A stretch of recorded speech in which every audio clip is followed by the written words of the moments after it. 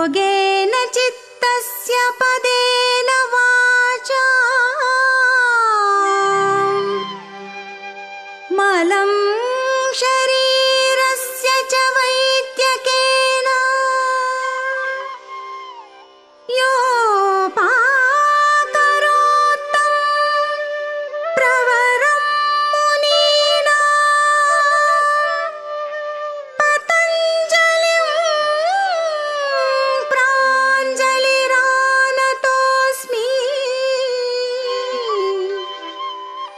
पतञ्जलिं प्राञ्जलिरानतोऽस्मि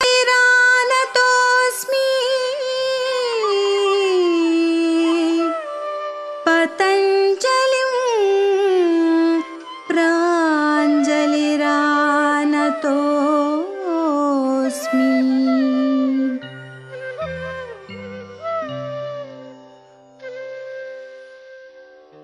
ನಮಸ್ಕಾರ.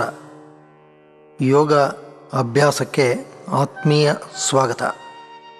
ನಮ್ಮ ದೇಹದ ಕೆಲವು ಮಹತ್ವದ ಮಾಂಸಖಂಡಗಳ ಆರೋಗ್ಯ ಮತ್ತು ಸ್ಥಿರತೆಯನ್ನು ಕಾಪಾಡುವುದೇ ಈ ಸಿಡಿಯ ಕೇಂದ್ರ ಉದ್ದೇಶ. 2 ಗುಂಡನೆಯ ದಿಂಬು, 2 ಚಪ್ಪಟೆಯ ದಿಂಬು, 2 ಜಮಖಾನ, 2 ಕುರ್ಚಿ, 1 ಬೆಲ್ಟ್ ಅಥವಾ ಹಗ್ಗದೊಂದಿಗೆ ಸಿದ್ಧವಾಗಿ. ಮೊದಲ ಸುತ್ತಿನ ಅಭ್ಯಾಸ ಈಗ ಪ್ರಾರಂಭ. ಬೆನ್ನುಗಂಬದ ಮೇಲೆ ನಿಧಾನವಾಗಿ ಮಲಗಿ, ಮೊಣಕಾಲುಗಳೆರಡನ್ನೂ ಕುರ್ಚಿಯ ಮೇಲೆ ವಿರಮಿಸಿ, ಭುಜದ ಕೀಲು 2 ಕೈಗಳು ವಿರಮಿಸಿರಲಿ. ಕುತ್ತಿಗೆಯ ಕೆಳಭಾಗಕ್ಕೆ 1 ಜಮಖಾನವನ್ನು ಇಟ್ಟುಕೊಳ್ಳಿ. ನಿಧಾನವಾಗಿ, ಆಳವಾಗಿ, ದೀರ್ಘವಾಗಿ, ಏಕಪ್ರಕಾರವಾಗಿ ಉಸಿರನ್ನು ಒಳಕ್ಕೆ ತೆಗೆದುಕೋಬೇಕು. ಹಾಗೆಯೇ ನಿಧಾನವಾಗಿ, ಆಳವಾಗಿ, ದೀರ್ಘವಾಗಿ ಉಸಿರನ್ನು ಹೊರಕ್ಕೆ ಬಿಡಬೇಕು. ಉಸಿರನ್ನು ಹೊರಕ್ಕೆ ಬಿಡುವಾಗ ಉದರದ ಮಾಂಸಖಂಡಗಳನ್ನು ಸ್ವಲ್ಪ ಹೆಚ್ಚು ಸಂಕುಚನಗೊಳಿಸಿ. ಇದು ಅಡ್ಡ ಒಡಲ ಸ್ನಾಯು, ಟ್ರಾನ್ಸ್ವರ್ಸ್ ಅಬ್ಡಾಮಿನಸ್, ಇದಕ್ಕೆ ಬಹಳ ಉಪಯುಕ್ತ. ಈ ಅಡ್ಡ ಒಡಲ ಸ್ನಾಯು ಬೆನ್ನುಗಂಬದ ಸ್ಥಿರತೆಯಲ್ಲಿ ಪ್ರಮುಖ ಪಾತ್ರವನ್ನು ವಹಿಸುತ್ತೆ. ಉಸಿರನ್ನು ಒಳಕ್ಕೆ ತೆಗೆದುಕೊಂಡಾಗ ಶ್ವಾಸಕೋಶಗಳು, ಉದರದ ಭಾಗ ಸ್ವಲ್ಪ ವಿಕಸನಗೊಳ್ಳುತ್ತೆ. ಉಸಿರನ್ನು ಬಿಡುವಾಗ ಅವು ಸಂಕುಚನಗೊಳ್ಳುತ್ತೆ. ಈ ಕ್ರಿಯೆಯನ್ನು ಗಮನಿಸಬೇಕು. ನಿಧಾನವಾಗಿ, ಆಳವಾಗಿ, ದೀರ್ಘವಾಗಿ, ಏಕಪ್ರಕಾರವಾಗಿ ಉಸಿರಾಡುತ್ತಿರಬೇಕು. 2 ಕೈಗಳನ್ನು ಮೇಲಕ್ಕೆ ಚಾಚಿ ಉಸಿರನ್ನು ತೆಗೆದುಕೊಳ್ಳುತ್ತಾ 2 ಕೈಗಳನ್ನು ನಿಧಾನವಾಗಿ ಪಕ್ಕಕ್ಕೆ ತೆಗೆದುಕೊಳ್ಳಬೇಕು. ನಂತರ ಉಸಿರನ್ನು ಬಿಡುತ್ತಾ 2 ಕೈಗಳನ್ನು ಪುನಃ ಮೇಲಕ್ಕೆ ಚಾಚಿ. ಉಸಿರಾಟ ಮತ್ತು ಕ್ರಿಯೆಯಲ್ಲಿ ಹೊಂದಾಣಿಕೆ ಇರಬೇಕು. ಕೈಗಳನ್ನು ಚಾಚುತ್ತಿರಬೇಕು.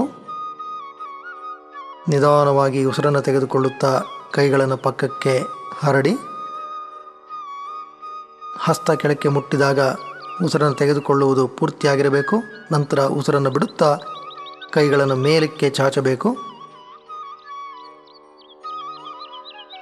ಈ ಕ್ರಿಯೆಯನ್ನು ಸುಮಾರು 5 ರಿಂದ 6 ಬಾರಿ ಪುನರಾವರ್ತಿಸಿ. ಇದು ಭುಜದ ಕೀಲುಗಳಿಗೆ ಉತ್ತಮವಾದಂಥ ಆಂತರಿಕ ನೀವುವಿಕೆಯನ್ನು ನೀಡುವ ಮೂಲಕ ಚೈತನ್ಯದಾಯಕವಾಗಿರುತ್ತೆ. ಹೆಗಲು, ಭುಜಾಸ್ಥಿ ವಲಯ ಸಚೇತನಗೊಳ್ಳುತ್ತೆ. ಕುತ್ತಿಗೆಯ ಮಾಂಸಖಂಡಗಳಿಗೂ ಸಹ ಇದು ಬಹಳ ಉಪಯುಕ್ತ. ಇಡೀ ಬೆನ್ನುಗಂಬ ನೆಲದ ಮೇಲೆ ವಿರಮಿಸಿರಬೇಕು. ನಂತರ ಕೈಗಳೆರಡನ್ನು ಕೆಳಕ್ಕೆ ತೆಗೆದುಕೊಂಡು ದೇಹದ ಪಕ್ಕದಲ್ಲಿ ಹರಡಿ ವಿರಮಿಸಿ.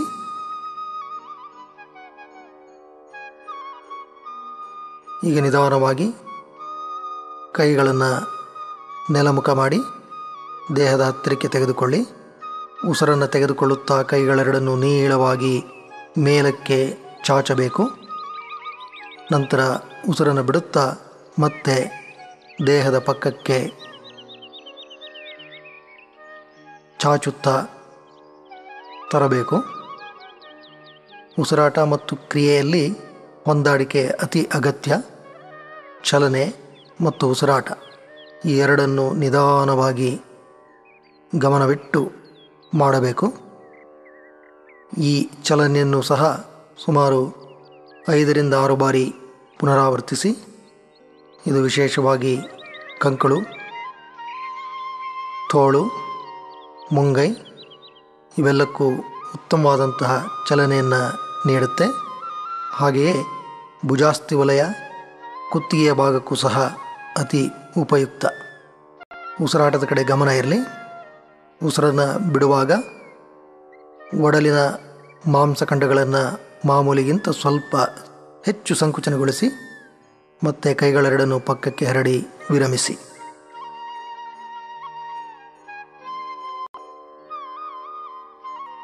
ಕೈಗಳೆರಡನ್ನು ಮಡಚಿ ನಿಧಾನವಾಗಿ ಬಲಗಾಲನ್ನು ಮಡಚಿ 2 ಕೈಗಳಿಂದ ಬಲಮಂಡಿಯನ್ನು ಹಿಡಿದು ನಿಧಾನವಾಗಿ ಎದೆ ಕಡೆಗೆ ತೆಗೆದುಕೊಳ್ಳಬೇಕು.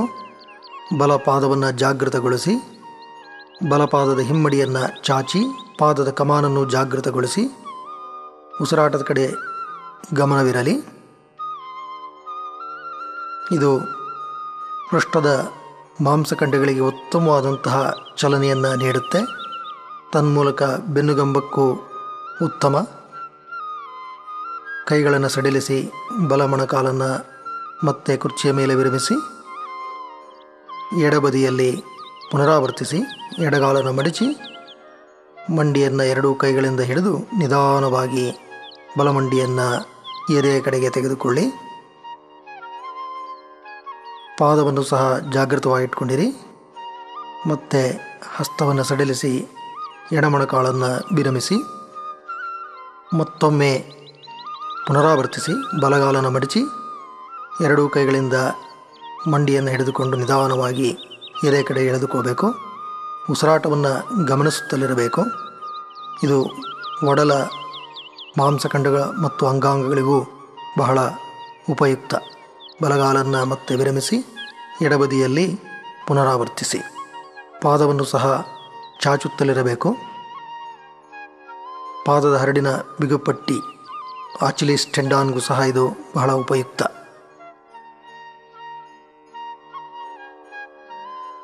ಉಸಿರಾಟವನ್ನು ಸಮರ್ಪಕವಾಗಿ ನಡೆಸಿದ್ರೆ ಒಡಲ ಅಂಗಾಂಗಗಳಿಗೂ ಸಹ ಇದು ಉತ್ತಮವಾದಂಥ ಆಂತರಿಕ ನೀವುವಿಕೆಯನ್ನು ನೀಡುತ್ತೆ.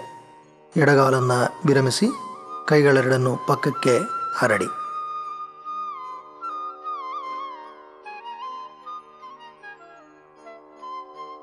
ಮತ್ತೆ ಕೈಗಳೆರಡನ್ನು ಮಡಚಿ ಬಲಗಾಲನ್ನು ನಿಧಾನವಾಗಿ ಮಡಚಿ ಬಲ ಹಿಮ್ಮಡಿ ಎಡತೊಡೆಯ ಮೂಲಕ್ಕೆ ಬರುವಂತೆ ಮಂಡಿಯನ್ನು ಮಡಚಿ ನಂತರ ಬಲಮಂಡಿಯನ್ನು ಬಲಗೈಯಿಂದ ಕುರ್ಚಿಯ ಕಡೆಗೆ ಮೆತುವಾಗಿ ತಳ್ಳಬೇಕು. ಇದು ಬೆನ್ನುಗಂಬದ ಮೂಲ ಭಾಗವಾದಂತಹ ಪವಿತ್ರೆಲುಬು ಸ್ಯಾಕ್ರಮ್ ಈ ಭಾಗಕ್ಕೆ ಉತ್ತಮವಾದಂತಹ ಚಲನೆಯನ್ನು ನೀಡುತ್ತೆ. ಬಲಗಾಲನ್ನು ಸಡಿಲಿಸಿ ಕುರ್ಚಿಯ ಮೇಲ್ಭಾಗದಲ್ಲಿ ವಿರಮಿಸಿ ಎಡಬದಿಯಲ್ಲಿ ಪುನರಾವರ್ತಿಸಿ ಎಡ ಹಿಮ್ಮಡಿ ಬಲ ತೊಡೆಯ ಮೂಲಕ್ಕೆ ಬರುವಂತೆ ಒಳಕ್ಕೆ ಎಳೆದುಕೊಳ್ಬೇಕು. ಎಡ ಹಸ್ತದಿಂದ ಎಡಮಂಡಿಯನ್ನು ಸ್ವಲ್ಪ ಕುರ್ಚಿಯ ಕಡೆಗೆ ತಳ್ಳಬೇಕು. ಇದರಿಂದ ಮೊಣಕಾಲಿನ ಕೀಲಿಗೂ ಉಪಯುಕ್ತ ಚಲನೆ ಲಭ್ಯ. ಯಾರಿಗೆ ಮಂಡಿಯ ಕೀಲಿನಲ್ಲಿ ಪೆಡಸ್ತನ ಇರುತ್ತೋ ಅಂತಹವರು ಎಚ್ಚರಿಕೆಯಿಂದ ಮಡಚಬೇಕು. ನಂತರ ಎಡಗಾಲನ್ನು ಮತ್ತೆ ಕುರ್ಚಿಯ ಮೇಲ್ಭಾಗದಲ್ಲಿ ವಿರಮಿಸಿ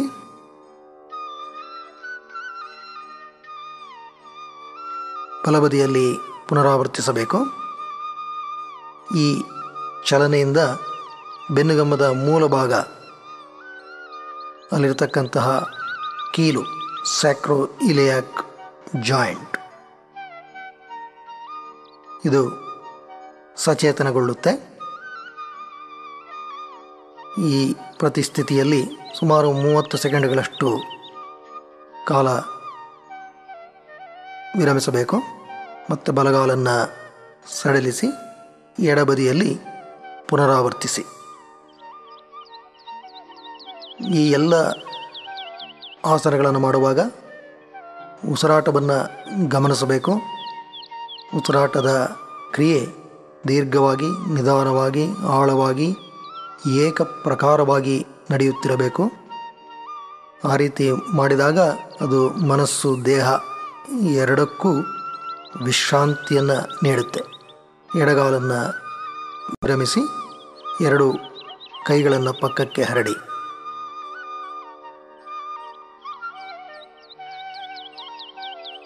ಈಗ ನಿಧಾನವಾಗಿ ಬಲಗಾಲನ್ನು ಮಡಚಿ ಬಲ ಹಿಮ್ಮಡಿಯನ್ನು ಎಡಮಂಡಿಯ ಸ್ವಲ್ಪ ಕೆಳಗಡೆ ಹಿಡಿದುಕೊಳ್ಳಿ. ಎಡಗೈಯಿಂದ ಎಡತೊಡೆಯನ್ನು ಹಿಡಿದು ಎಡಮಂಡಿಯನ್ನು ಸಾಧ್ಯವಾದಷ್ಟು ಒಳಕ್ಕೆ ಎಳೆದುಕೊಳ್ಳಿ. ಬಲಮಂಡಿಯನ್ನು ಕುರ್ಚಿಯ ಕಡೆಗೆ ತಳ್ಳಿ. ನಂತರ ಕಾಲುಗಳೆರಡನ್ನು ವಿರಮಿಸಿ ಮತ್ತೊಂದು ಬದಿಯಲ್ಲಿ ಪುನರಾವರ್ತಿಸಬೇಕು. ಎಡಗಾಲನ್ನು ಮಡಚಿ ಬಲಮಂಡಿಯ ಕೆಳಭಾಗದಲ್ಲಿ ಇಟ್ಕೊಳ್ಳಿ. ಬಲಗೈಯಿಂದ ಬಲತೊಡೆಯನ್ನು ಹಿಡಿದು ಬಲಮಂಡಿಯನ್ನು ಎದೆ ಕಡೆಗೆ ಎಳ್ಕೋಬೇಕು. ಎಡಮಂಡಿಯನ್ನು ಕುರ್ಚಿಯ ಕಡೆ ತಳ್ಳಬೇಕು. ಇದು ಪೇರುತರ ಸ್ನಾಯು, ವಿಶೇಷವಾಗಿ ಪೃಷ್ಠದ ಒಳಭಾಗದಲ್ಲಿರ್ತಕ್ಕಂತಹ ಪೈರಿಫಾರ್ಮಿಸ್ ಮಸಲ್ಗೆ ಅತಿ ಉಪಯುಕ್ತವಾದಂತಹ ಚಲನೆ. ಎರಡೂ ಕಾಲುಗಳನ್ನು ಕುರ್ಚಿಯ ಮೇಲ್ಭಾಗದಲ್ಲಿ ವಿರಮಿಸಿ ಮತ್ತೊಮ್ಮೆ ಇದನ್ನು ಪುನರಾವರ್ತಿಸಿ ಬಲಗಾಲನ್ನು ಮಡಚಿ ಮಂಡಿಯ ಸ್ವಲ್ಪ ಕೆಳಭಾಗದಲ್ಲಿ ಇಟ್ಕೋಬೇಕು. ಬಲಪಾದವನ್ನು ಸಹ ಜಾಗೃತಗೊಳಿಸಬೇಕು. ಎಡಮಂಡಿಯನ್ನು ಎಳ್ಕೋಬೇಕು. ಬಲಮಂಡಿಯನ್ನು ಕುರ್ಜಿಯ ಕಡೆಗೆ ತಳ್ಳಬೇಕು. ಇದು ವಿಶೇಷವಾಗಿ ಬಲ ಪಾರ್ಶ್ವದಲ್ಲಿ ನೀವು ಚಲನೆಯನ್ನು ಗಮನಿಸಬೇಕು. ಈ ಪೇರುತರ ಸ್ನಾಯು ಪೈರಿಫಾರ್ಮಿಸ್ ಮಸಲ್ ಇದು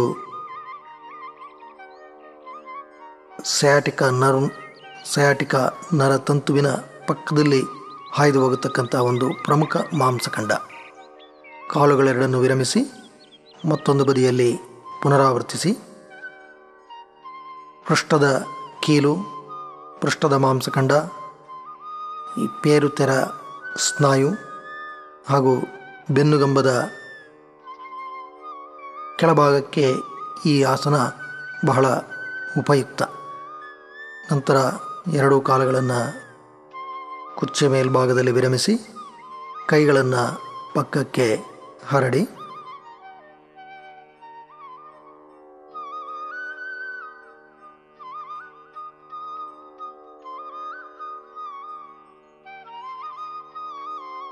ಕೈಗಳೆರಡನ್ನು ನೆಲಮುಖ ಮಾಡಿ ದೇಹದ ಪಕ್ಕದಲ್ಲಿ ಇಟ್ಕೋಬೇಕು. ನಿಧಾನವಾಗಿ ಉಸಿರನ್ನು ಬಿಡುತ್ತಾ ಉದರದ ಭಾಗವನ್ನು ಸಂಕುಚನಗೊಳಿಸಿ ಉಸಿರನ್ನು ತೆಗೆದುಕೊಳ್ಳುತ್ತಾ ಕತ್ತವು ಮತ್ತು ಭುಜಾಸ್ಥಿಗಳನ್ನು ಮೇಲಕ್ಕೆ ಎತ್ತಿ ನಂತರ ಕೆಳಕ್ಕೆ ವಿರಮಿಸಿ ಈ ಚಲನೆಯನ್ನು ಪುನರಾವರ್ತಿಸಬೇಕು. ಕುತ್ತಿಗೆಯ ಭಾಗದಲ್ಲಿ ಯಾವುದೇ ಒತ್ತಡ ಬರಬಾರದು. ಇದು ನೆಟ್ಟ ಒಡಲ ಸ್ನಾಯು ರೆಕ್ಟಸ್ ಅಬ್ಡಾಮಿನಸ್ ಮಸಲ್ಗೆ ಉಪಯುಕ್ತವಾದಂಥ ಒಂದು ಚಲನೆ.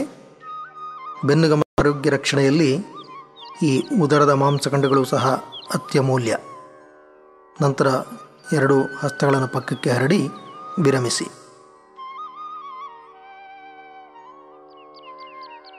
ಕೈಗಳೆರಡನ್ನು ಮಡಚಿ ಭುಜದ ಮೇಲೆ ಇಟ್ಕೊಳ್ಳಿ. ಎಡಹಸ್ತ ಬಲಭುಜ, ಬಲಹಸ್ತ ಎಡಭುಜಕ್ಕೆ ಬರುವಂತೆ ಇರಲಿ. ನಂತರ ಉಸಿರನ್ನು ತೆಗೆದುಕೊಳ್ಳುತ್ತಾ ಮೇಲಕ್ಕೆ ಏಳಿ ಉಸಿರನ್ನು ಬಿಡುತ್ತಾ ಕೆಳಕ್ಕೆ ಬನ್ನಿ. ಈ ಚಲನೆಯನ್ನು ಸುಮಾರು 10 ರಿಂದ 15 ಬಾರಿ ಪುನರಾವರ್ತಿಸಬೇಕು. ಇದು ಉದರದ ಎಲ್ಲ ಮಾಂಸಖಂಡಗಳು ಸಚೇತನಗೊಳ್ಳುವಂತೆ ಮಾಡುತ್ತೆ.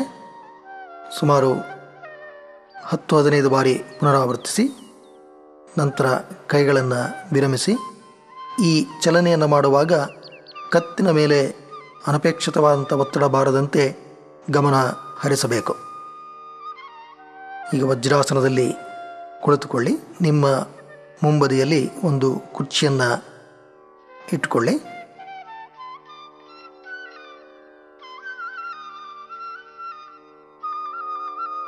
ಕೈಗಳೆರಡನ್ನು ಮುಂದಕ್ಕೆ ಚಾಚಿ ಮೊಣಕಾಲಿನ ಮೇಲೆ ಕೂತ್ಕೊಳ್ಳಿ.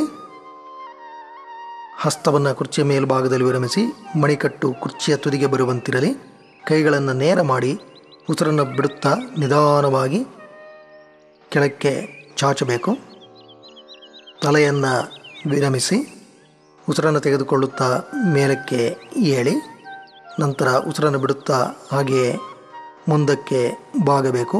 ಕುತ್ತಿಗೆಯ ಭಾಗವನ್ನು ವಿರಮಿಸಿ ಇದು ಮಣಿಕಟ್ಟು, ಮೊಣಕೈ, ತೋಳು, ಕಂಕಳು, ಎದೆಯ ಮಾಂಸಖಂಡಗಳು, ಭುಜಾಸ್ಥಿಗಳು, ಕುತ್ತಿಗೆಯ ಮಾಂಸಖಂಡಗಳಿಗೆಲ್ಲ ಚೈತನ್ಯವನ್ನು ನೀಡತಕ್ಕಂಥ ಒಂದು ಚಲನೆ.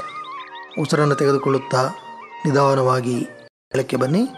ಮತ್ತೊಮ್ಮೆ ಪುನರಾವರ್ತಿಸಿ ಉಸಿರನ್ನು ಬಿಡುತ್ತಾ ನಿಧಾನವಾಗಿ ಕೆಳಕ್ಕೆ ಬಾಗಬೇಕು. ಕೈಗಳು ನೇರ ಇರಲಿ.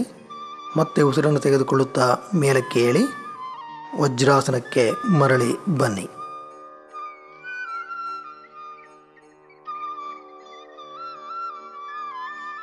ವಜ್ರಾಸನದಿಂದ ಮೇಲಕ್ಕೆ ಏಳಿ ಮಂಡಿಯ ಮೇಲೆ ನಿಲ್ಲಿ. ಬಲ ಮೊಣಕೈಯನ್ನು ಕುರ್ಚಿಯ ಮೇಲೆ ವಿರಮಿಸಿ ನಂತರ ಎಡಮೊಣಕೈಯನ್ನು ಕುರ್ಚಿಯ ಮೇಲೆ ವಿರಮಿಸಿ ಎರಡು ಹಸ್ತವನ್ನು ನಮಸ್ಕಾರದಂತೆ ಜೋಡಿಸಿ ನಿಧಾನವಾಗಿ ಭುಜದ ಕೀಲುಗಳನ್ನು ಕೆಳಕ್ಕೆ ತೆಗೆದುಕೊಳ್ಳುತ್ತಾ ಬಾಗಬೇಕು. ಎರಡು ಹಸ್ತಗಳನ್ನು ಭುಜಾಸ್ಥಿಗಳ ಕಡೆಗೆ ತೆಗೆದುಕೊಳ್ಳಿ. ಹಸ್ತವನ್ನು ಒತ್ತುತ್ತಲಿರಬೇಕು. ಇದು ಕಂಕುಳಿನ ಭಾಗಕ್ಕೆ, ಎದೆಯ ಮಾಂಸಖಂಡಗಳಿಗೆ, ಕುತ್ತಿಗೆಯ ಮೂಲ ಭಾಗದಲ್ಲಿರತಕ್ಕಂಥ ಮಾಂಸಖಂಡಗಳಿಗೆ ಅತಿ ಉಪಯುಕ್ತವಾದಂತಹ ಚಲನೆಯನ್ನು ನೀಡುತ್ತೆ.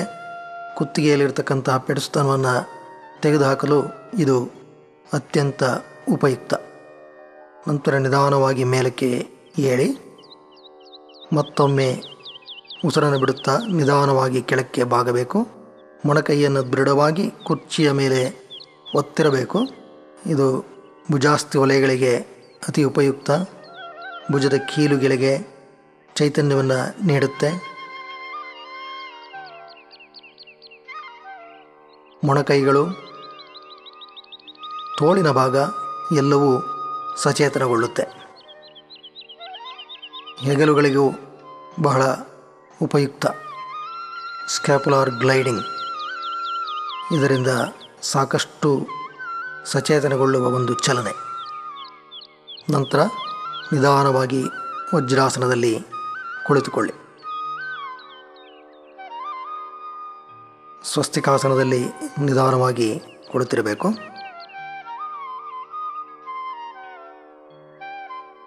ನೇರವಾಗಿ ಕುಳಿತಿರಬೇಕು. ಎರಡು ಹಸ್ತವನ್ನು ನೆಲದ ಮೇಲೆ ಒತ್ತಿ ನಿಧಾನವಾಗಿ ಬೆನ್ನುಗಮ್ಮದ ಮೇಲೆ ವಿರಮಿಸಿ ಎರಡೂ ಕಾಲುಗಳನ್ನು ಮಡಚಿ ಪಾದಗಳೆರಡು ಪೃಷ್ಠದ ಹತ್ತಿರ ಬರುವಂತೆ ಇರಲಿ. ಎರಡು ಹಸ್ತವನ್ನು ಕೆಳಮುಖ ಮಾಡಿ ಪೃಷ್ಠದ ಪಕ್ಕದಲ್ಲಿ ವಿರಮಿಸಿ ಉಸಿರನ್ನು ಬಿಡುತ್ತಾ ನಿಧಾನವಾಗಿ ಪೃಷ್ಠದ ಭಾಗವನ್ನು ಸಾಧ್ಯವಾದಷ್ಟು ಮೇಲಕ್ಕೆ ಎತ್ತಿ ಸುಮಾರು 30 ಸೆಕೆಂಡ್ಗಳಷ್ಟು ಕಾಲ ವಿರಮಿಸಿ ನಂತರ ಪೃಷ್ಠಗಳನ್ನು ಕೆಳಕ್ಕೆ ತೆಗೆದುಕೊಳ್ಳಬೇಕು. ಭುಜದ ಕೀಲುಗಳನ್ನು ಒತ್ತುತ್ತಿರಬೇಕು. ಕತ್ತಿನ ಭಾಗ, ಕುತ್ತಿಗೆಯ ಭಾಗ ವಿರಮಿಸಿರಬೇಕು. ಮತ್ತೆ ನಿಧಾನವಾಗಿ ಪೃಷ್ಠದ ಕೀಲನ್ನು ಮೇಲಕ್ಕೆ ಎತ್ತಿ ಇದು ವಿಶೇಷವಾಗಿ ಎದೆಯ ಗೂಡಿನ ಭಾಗ, ಬೆನ್ನುಗಂಬದ ಮಾಂಸಖಂಡಗಳಿಗೆ ಉಪಯುಕ್ತವಾದಂಥ ಒಂದು ಚಲನೆ. ನಿಧಾನವಾಗಿ ಕೆಳಕ್ಕೆ ಬನ್ನಿ. ಮತ್ತೊಮ್ಮೆ ಪುನರಾವರ್ತಿಸಿ ಪಾದವನ್ನು ಒತ್ತುತ್ತಿರಬೇಕು. ಭುಜದ ಕೀಲುಗಳನ್ನು ಒತ್ತುತ್ತಿರಬೇಕು. ಕೈಗಳನ್ನು ಚಾಚಿರಬೇಕು. ಆ ಸ್ಥಿತಿಯಲ್ಲಿ ಉಸಿರನ್ನು ಹಿಡಿಯಬಾರದು. ನಿಧಾನವಾಗಿ ಉಸಿರಾಡುವುದನ್ನು ಅಭ್ಯಾಸ ಮಾಡ್ತಾ ಇರಬೇಕು. ನಂತರ ನಿಧಾನವಾಗಿ ಪೃಷ್ಠಗಳನ್ನು ಕೆಳಕ್ಕೆ ತೆಗೆದುಕೊಳ್ಳಿ. ಮತ್ತೊಮ್ಮೆ ಪುನರಾವರ್ತಿಸಿ. ಇದು ಬೆನ್ನುಗಂಬದ ಮೂಲ ಭಾಗಕ್ಕೂ ಸಹ ಉತ್ತಮವಾದಂತಹ ಚೈತನ್ಯವನ್ನು ನೀಡುತ್ತೆ. ತೊಡೆಯ ಮಾಂಸಖಂಡಗಳಿಗೂ ಸಹ ದೃಢತೆಯನ್ನು ನೀಡುತ್ತೆ. ನಂತರ ಪೃಷ್ಠಗಳನ್ನು ವಿರಮಿಸಿ ಎರಡು ಕೈಗಳನ್ನು ಮಡಚಿ ನಿಧಾನವಾಗಿ ಮೇಲಕ್ಕೆ ಏಳಿ ಮತ್ತೆ ನೇರವಾಗಿ ಸ್ವಸ್ತಿಕಾಸನದಲ್ಲಿ ಕುಳಿತುಕೊಳ್ಳಿ.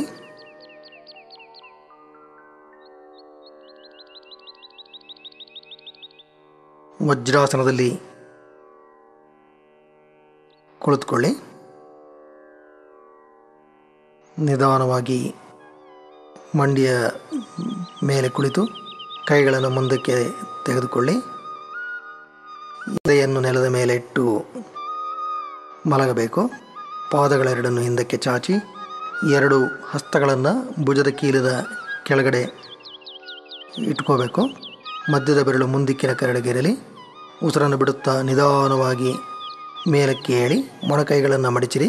ಹಿಂದಕ್ಕೆ ಬಾಗಬೇಕು. ಇದು ಬೆನ್ನುಗಂಬಕ್ಕೆ ಉತ್ತಮವಾದಂತಹ ಬಾಗುವಿಕೆಯನ್ನು ನೀಡುತ್ತೆ. ನಂತರ ನಿಧಾನವಾಗಿ ಕೆಳಕ್ಕೆ ಬನ್ನಿ. ಮೊಣಕೈಗಳೆರಡು ದೇಹಕ್ಕೆ ಹತ್ತಿರವಿರಲಿ. ಉಸಿರನ್ನು ಬಿಡುತ್ತಾ ಮತ್ತೆ ಏಳಿ. ವಿಶೇಷವಾಗಿ ಸೊಂಟದ ಸ್ನಾಯುಗಳಿಗೆ, ಮೂಳೆಗಳಿಗೆ ಉಪಯುಕ್ತವಾದಂಥ ಚಲನೆ. ಮತ್ತೆ ಕೆಳಕ್ಕೆ ಬನ್ನಿ. ಉಸಿರನ್ನು ಬಿಡುತ್ತಾ ಮೇಲಕ್ಕೆ ಏಳಿ. ಭುಜದ ಕೀಲುಗಳು, ಎದೆಯ ಮಾಂಸಖಂಡಗಳು ಇವುಗಳಿಗೆಲ್ಲ ಇದು ಬಹಳ ಉಪಯುಕ್ತವಾದಂತಹ ಚಲನೆ. ಮೊಣಕೈಗಳಿಗೂ ಸಹ ದೃಢತೆಯನ್ನು ನೀಡುತ್ತೆ. ನಂತರ ಹಸ್ತವನ್ನು ಒತ್ತಿ ನಿಧಾನವಾಗಿ ಮೇಲಕ್ಕೆ ಏಳಿ ವಜ್ರಾಸನದಲ್ಲಿ ನೇರವಾಗಿ ಕುಳಿತುಕೊಳ್ಳಿ.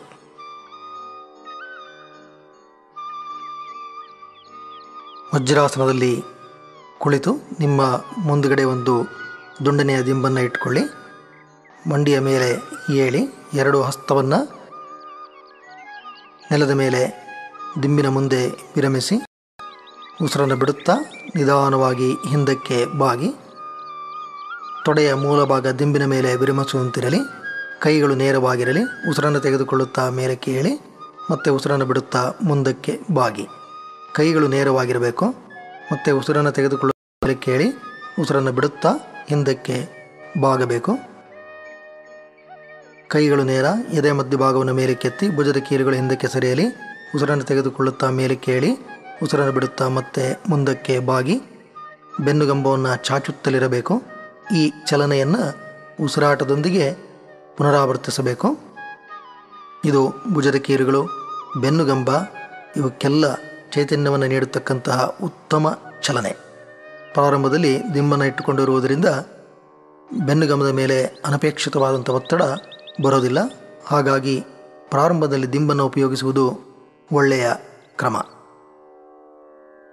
ಈ ಚಲನೆ ಕೈಗಳಿಗೆ, ತೋಳುಗಳಿಗೆ, ಮಣಿಕಟ್ಟು, ರಿಸ್ಟ್ ಇವುಗಳಿಗೂ ಉಪಯುಕ್ತ. ಬೆನ್ನುಗಂಬದ ಭಾಗ, ವಿಶೇಷವಾಗಿ ಸೊಂಟದ ಭಾಗ, ಎದೆಯ ಭಾಗ ಇವು ಉತ್ತಮ ಸ್ಥಿತಿಸ್ಥಾಪಕತ್ವವನ್ನು ಪಡ್ಕೊಳ್ಳೋದಕ್ಕೆ ಈ ಚಲನೆಯಲ್ಲಿ ಸಾಧ್ಯ ಇದೆ. ಉಸಿರಾಟ ಮತ್ತು ಕ್ರಿಯೆ ಇವುಗಳಲ್ಲಿ ಹೊಂದಾಣಿಕೆ ಇರಬೇಕಾದಂಥದ್ದು ಅತಿ ಅವಶ್ಯಕ. ನಾವು ಹಿಂದಕ್ಕೆ ಬಾಗುವಾಗ ಅಥವಾ ಮುಂದಕ್ಕೆ ಬಾಗುವಾಗ ಉಸಿರನ್ನು ಬಿಡುತ್ತಾ ಕ್ರಿಯೆಯನ್ನು ಮಾಡಬೇಕು. ನಂತರ ಕೈಗಳೆರಡನ್ನು ಮಡಚಿ ಹಸ್ತವನ್ನು ದಿಂಬಿನ ಮೇಲೆ ಒತ್ತಿ ನಿಧಾನವಾಗಿ ಮೇಲಕ್ಕೆ ಏಳಿ ವಜ್ರಾಸನದಲ್ಲಿ ಕುಳಿತುಕೊಳ್ಳಿ. ಸ್ವಸ್ತಿಕಾಸನದಲ್ಲಿ ನೇರವಾಗಿ ಕುಳಿತುಕೊಳ್ಳಿ.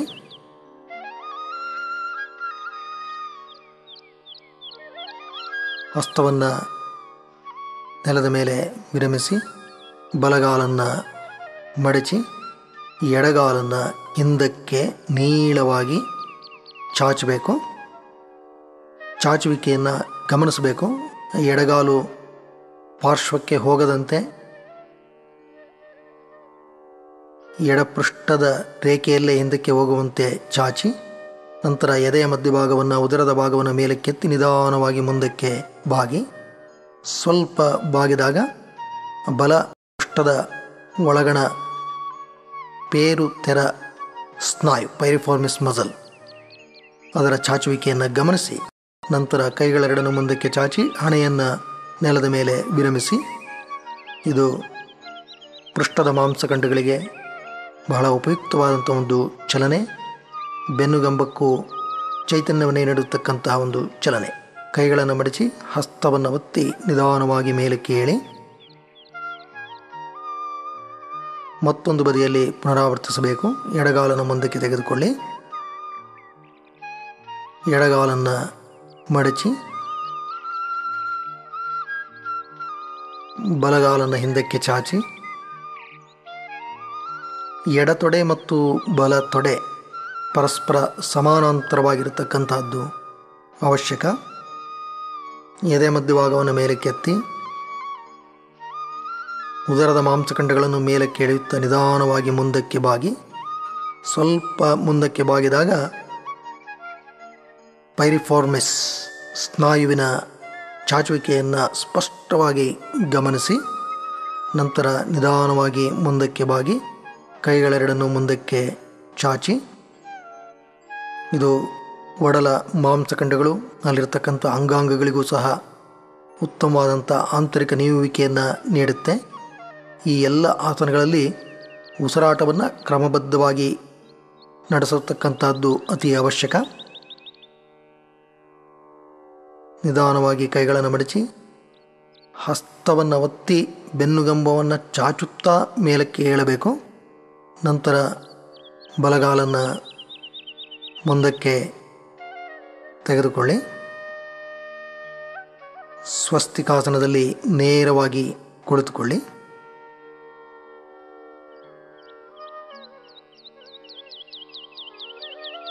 ಈಗ ನಿಧಾನವಾಗಿ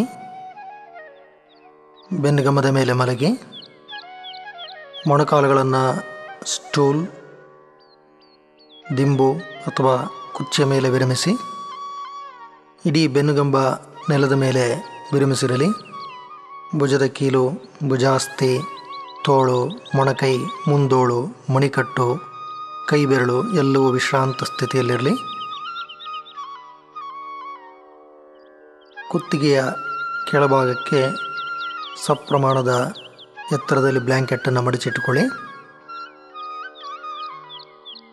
ಕಾಲು, ತೊಡೆಯ ಭಾಗ, ಉದರದ ಭಾಗ, ಎದೆಯ ಭಾಗ, ಕುತ್ತಿಗೆ,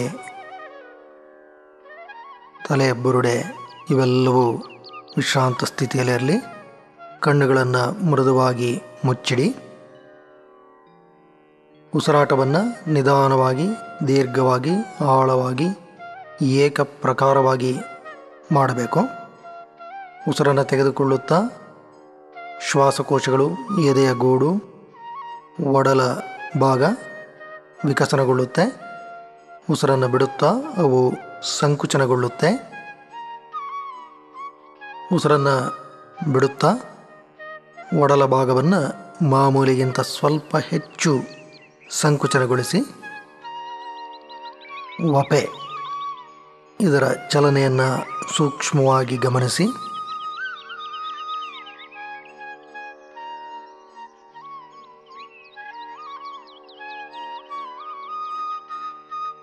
ನಿಧಾನವಾಗಿ ಉಸಿರಾಟವನ್ನು ಮಾಡುತ್ತಿದ್ದರೆ ಅದು ದೇಹ, ಮನಸ್ಸು ಎರಡಕ್ಕೂ ಸಹ ಚೈತನ್ಯವನ್ನು ನೀಡುತ್ತೆ. ಈ ಆಸನ ಇಡೀ ಬೆನ್ನುಗಂಬವನ್ನು ಸಚೇತನಗೊಳಿಸುತ್ತೆ. ಸೊಂಟದ ಭಾಗ, ಎದೆಯ ಭಾಗ ಎಲ್ಲವೂ ವಿಶ್ರಾಂತಿಯನ್ನು ಪಡೆಯುತ್ತೆ. ಒಂದು ಮರಳಿನ ಚೀಲ, ಸುಮಾರು 3 kg ತೂಕವಿರತಕ್ಕಂತಹ ಮರಳಿನ ಚೀಲವನ್ನು ಉದರದ ಮೇಲೆ ಇಟ್ಕೋಬಹುದು. ಹಾಗೂ ಸುಮಾರು 1 kg ಇರತಕ್ಕಂಥ ಚೀಲವನ್ನು ಹಣೆಯ ಮೇಲೆ ಇಟ್ಕೋಬಹುದು. ಉಸಿರನ್ನು ತೆಗೆದುಕೊಳ್ಳುತ್ತಾ ಉದರದ ಮೇಲಿರತಕ್ಕಂತಹ ಚೀಲ ಮೇಲಕ್ಕೆ ಹೋಗುತ್ತೆ. ಉಸಿರನ್ನು ಬಿಡುತ್ತಾ ಅದು ಕೆಳಕ್ಕೆ ಬರುತ್ತೆ. ಇದು ವಿಶ್ರಾಂತಿಯನ್ನು ಮತ್ತಷ್ಟು ಹೆಚ್ಚಿಸುತ್ತೆ. ಈ ಆಸನದಲ್ಲಿ ಎಲ್ಲ ಮಾಂಸಖಂಡಗಳು, ಬೆನ್ನುಗಂಬದ ಬದಿಯ ಮಾಂಸಖಂಡಗಳು, ಪ್ಯಾರಾಸ್ಪೈನಲ್ ಮಸಲ್ಸ್, ಅಲ್ಲಿರ್ತಕ್ಕಂಥ ಲಿಗಮೆಂಟ್ಸ್ ಮತ್ತು ಟೆಂಡಾನ್ಸ್ ಇವೆಲ್ಲವೂ ವಿಶ್ರಾಂತಿಯನ್ನು ಪಡೆಯುತ್ತೆ. ಉಸಿರಾಟದ ಕಡೆ ಗಮನ ಇರಲಿ.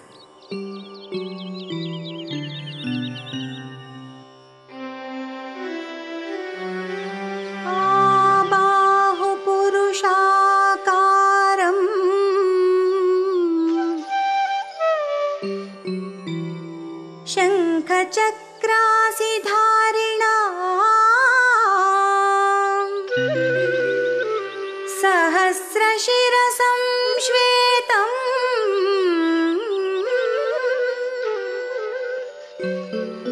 प्रणमामि पतञ्जलिं प्रणमामि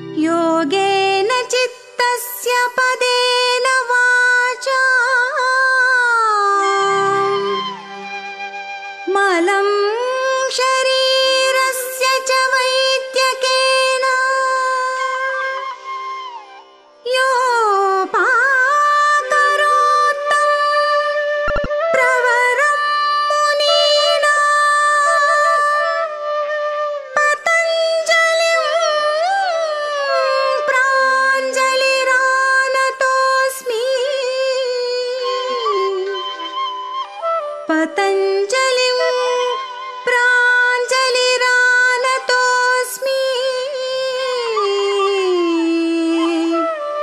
ಪತಂಜಲಿಂ ಪ್ರಾಂಜಲಿರಾನತೋಸ್ಮಿ.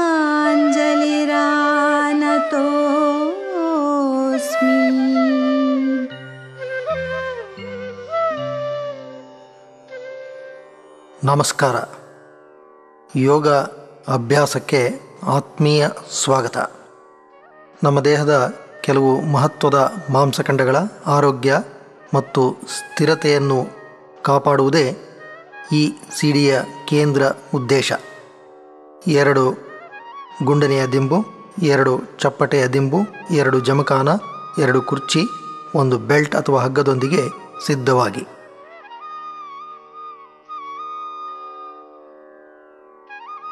ಎರಡನೇ ಸುತ್ತಿನ ಯೋಗಾಭ್ಯಾಸ ಈಗ ಪ್ರಾರಂಭ. ಬೆನ್ನುಗಂಬದ ಮೇಲೆ ನಿಧಾನವಾಗಿ ಮಲಗಿ ಮೊಣಕಾಲುಗಳನ್ನು ಕುರ್ಚಿಯ ಮೇಲ್ಭಾಗದಲ್ಲಿ ವಿರಮಿಸಿ 2 ಕೈಗಳನ್ನು ಪಕ್ಕಕ್ಕೆ ಹರಡಿ ಹಸ್ತ ಮೇಲ್ಮುಖವಾಗಿರಲಿ. ಕುತ್ತಿಗೆಯ ಕೆಳಭಾಗಕ್ಕೆ ಸಪ್ರಮಾಣದ ಜಮಖಾನವನ್ನು ಮಡಿಚಿ ಇಟ್ಟುಕೊಳ್ಳಿ. ನಿಧಾನವಾಗಿ ಉಸಿರನ್ನು ತೆಗೆದುಕೋಬೇಕು. ನಿಧಾನವಾಗಿ ಉಸಿರನ್ನು ಹೊರಕ್ಕೆ ಬಿಡಬೇಕು. ಉಸಿರನ್ನು ತೆಗೆದುಕೊಳ್ಳುವಾಗ ಎದೆಯ ಗೂಡು, ಶ್ವಾಸಕೋಶ, ಉದರದ ಭಾಗ ವಿಕಸನಗೊಳ್ಳುತ್ತೆ. ಉಸಿರನ್ನು ಹೊರಕ್ಕೆ ಬಿಡುವಾಗ ಅವು ಸಂಕುಚನಗೊಳ್ಳುತ್ತೆ. ಉಸಿರನ್ನು ಹೊರಕ್ಕೆ ಬಿಡುವಾಗ ಒಡಲ ಮಾಂಸಖಂಡಗಳನ್ನು ಮಾಮೂಲಿಗಿಂತ ಹೆಚ್ಚು ಸಂಕುಚನಗೊಳಿಸಿ.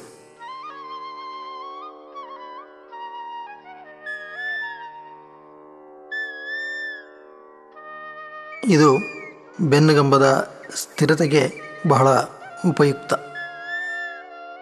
ಒಡಲ ಎಲ್ಲ ಮಾಂಸಖಂಡಗಳು ಉಸಿರಾಟದಿಂದ ಸಚೇತನಗೊಳ್ಳುತ್ತೆ. ಈಗ ನಿಧಾನವಾಗಿ 2 ಮೊಣಕೈಗಳನ್ನು ಮಡಿಚಿ ಬಲಗಾಲನ್ನು ಮಡಿಚಿ 2 ಹಸ್ತಗಳಿಂದ ಮಂಡಿಯನ್ನು ಹಿಡಿದು ನಿಧಾನವಾಗಿ ಎದೆಯ ಕಡೆಗೆ ಒತ್ತಬೇಕು. ಬಲಪಾದವನ್ನು ಜಾಗೃತಗೊಳಿಸಿ ಬಲ ತೊಡೆ ಸಾಧ್ಯವಾದಷ್ಟು ಉದರದ ಕಡೆಗೆ ಬರಲಿ. ಪೃಷ್ಠದ ಕೀಲು ಮತ್ತು ಮಾಂಸಖಂಡಗಳಿಗೆ ಬಹಳ ಉಪಯುಕ್ತವಾದಂಥ ಚಲನೆ.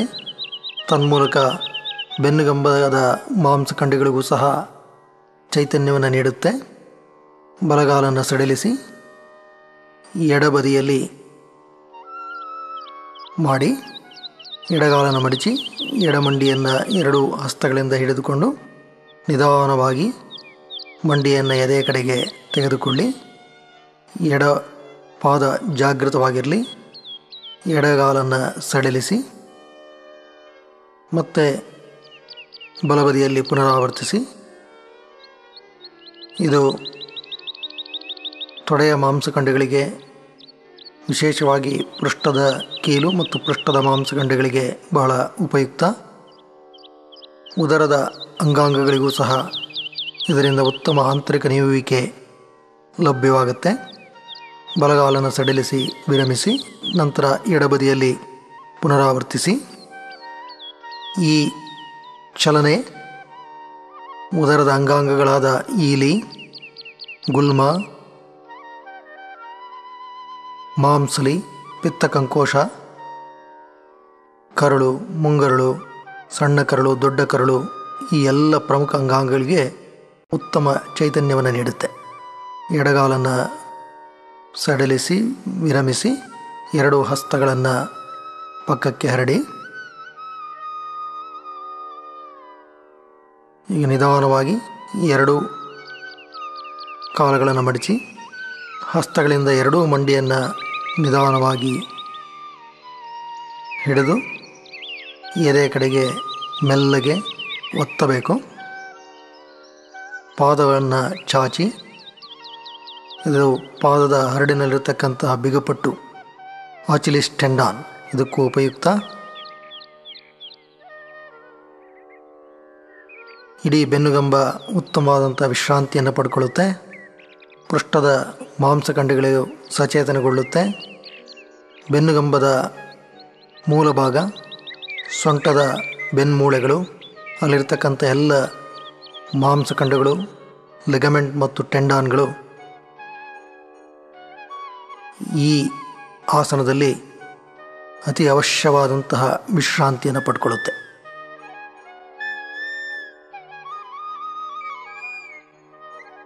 ನಂತರ 2 ಹಸ್ತಗಳನ್ನು ಸಡಿಲಿಸಿ ಮೊಣಕಾಲುಗಳನ್ನು ಕುರ್ಚಿಯ ಮೇಲ್ಭಾಗದಲ್ಲಿ ವಿರಮಿಸಿ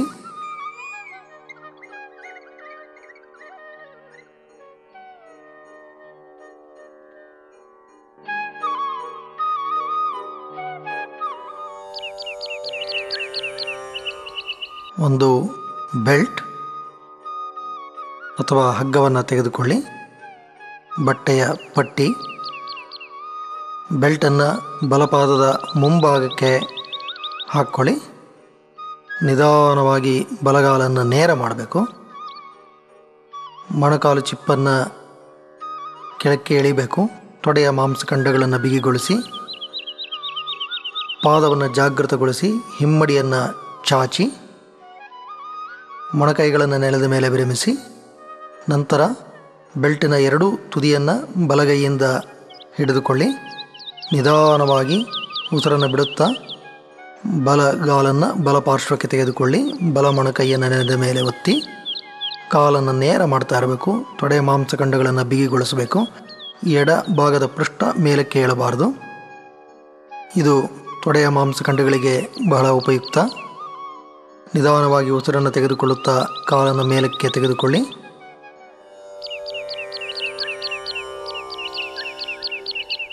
ಎರಡು ಕೈಗಳಿಂದ ಬೆಲ್ಟನ್ನು ಹಿಡಿದುಕೊಳ್ಳಿ.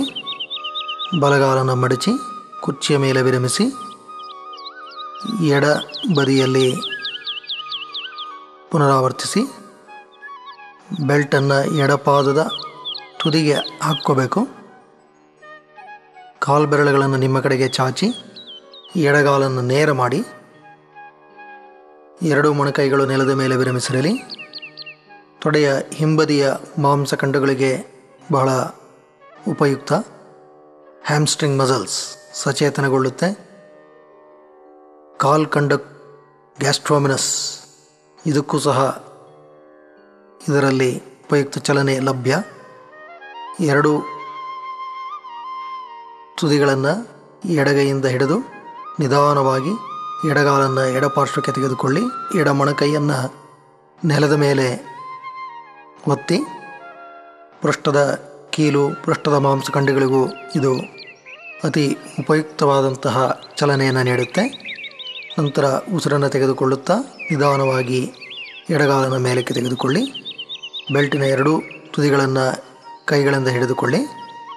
ಎಡಗಾಲನ್ನು ಮಡಚಿ ಕುರ್ಚಿಯ ಮೇಲ್ಭಾಗದಲ್ಲಿ ವಿರಮಿಸಿ ಬಲಪಾರ್ಶ್ವದಲ್ಲಿ ಮತ್ತೊಮ್ಮೆ ಪುನರಾವರ್ತಿಸಿ. ಬಲಗಾಲನ್ನು ನೇರ ಮಾಡಿ 2 ಮೊಣಕೈಗಳು ನೆಲದ ಮೇಲೆ ವಿರಮಿಸಿರಲಿ.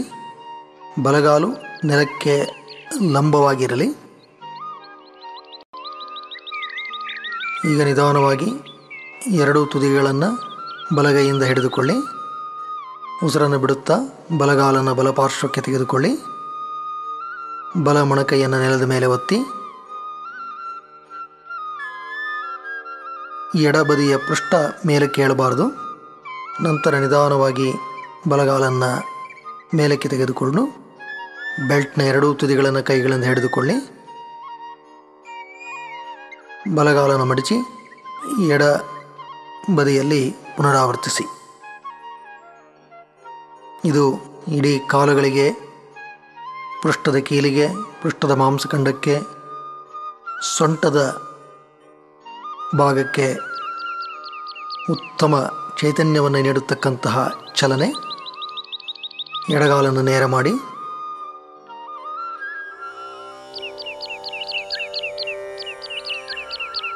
ಬೆಲ್ಟ್ನ 2 ತುದಿಗಳನ್ನು ಎಡಗೈಯಿಂದ ಹಿಡಿದುಕೊಂಡು ನಿಧಾನವಾಗಿ ಉಸಿರನ್ನು ಬಿಡುತ್ತಾ ಎಡಗಾಲನ್ನು ಎಡಪಾರ್ಶ್ವಕ್ಕೆ ತೆಗೆದುಕೊಳ್ಳಿ. ಪಾದದ ಕಮಾನು ಸಹ ಜಾಗೃತವಾಗಿರಬೇಕು. ಹಿಮ್ಮಡಿಯ ಬಿಗುಪಟ್ಟಿ, ದಿ ಆಚಲೀಸ್ ಟೆಂಡಾನ್, ಅದು ಸಹ ಸಚೇತನಗೊಳ್ಳುತ್ತೆ. ತೊಡೆಯ ಮಾಂಸಖಂಡಗಳು, ವಿಶೇಷವಾಗಿ ತೊಡೆಯ ಹಿಂಬದಿಯ ಮಾಂಸಖಂಡ ಹ್ಯಾಮ್ಸ್ಟ್ರಿಂಗ್ ಮಸಲ್, ಕಾಲ್ಖಂಡ ಗ್ಯಾಸ್ಟ್ರೋನಮಸ್ ಮಸಲ್, ಹಾಗೆಯೇ ತೊಡೆಯ ಮೇಲ್ಭಾಗದ ಕ್ವಾಡ್ರಸೆಪ್ ಮಸಲ್ಸ್ ಇವೆಲ್ಲವೂ ಸಚೇತನಗೊಳ್ಳುತ್ತೆ. ಉಸಿರನ್ನು ತೆಗೆದುಕೊಳ್ಳುತ್ತಾ ಎಡಗಾಲನ್ನು ಮೇಲಕ್ಕೆ ತೆಗೆದುಕೊಳ್ಳಿ. ನಂತರ ಎಡಗಾಲನ್ನು ಮಡಚಿ ಕುರ್ಚಿಯ ಮೇಲ್ಭಾಗದಲ್ಲಿ ವಿರಮಿಸಿ. ಕೈಗಳೆರಡನ್ನು ಪಕ್ಕಕ್ಕೆ ಹರಡಿ